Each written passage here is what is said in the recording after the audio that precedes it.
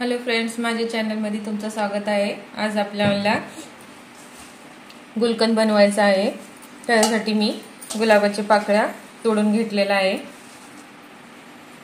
आता आपल्याला थोडीशी पाकळ्या आणि थोडीशी साखर असं घालून हातावर असं मिक्स करायचं आहे।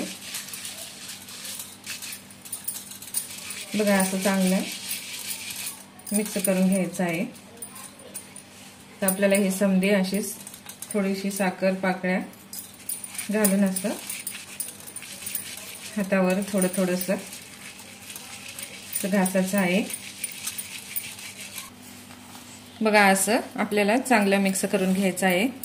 आता आपल्याला एका कढईमध्ये हे गुलाबाचं मिक्स केलेलं सहित घालून घ्यायचं आहे। बारीक गॅसवरच ठेवायचं आहे।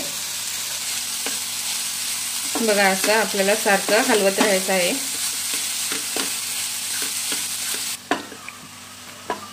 बघा, आपली साखर विरघळत आहे, तर सारखं असं आपल्याला हलवत राहायचं आहे। तर आपल्याला थोडंसं बडीशोप, इलायची पावडर घालायचं आहे।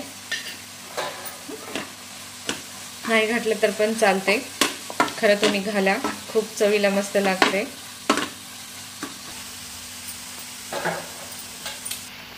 आता आपल्याला ह्याच्यामध्ये 2 चमचे मध घालायचं आहे।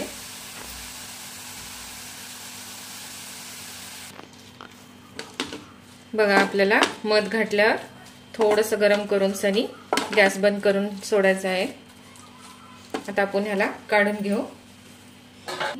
बघा, आपलं गुलकंद तयार झालेलं आहे। बघा, आपण असं घरामध्ये आपण गुलकंद तयार करू शकता। तुम्ही पण ट्राय करा। रेसिपी आवडल्यास लाईक करा, सबस्क्राईब करा।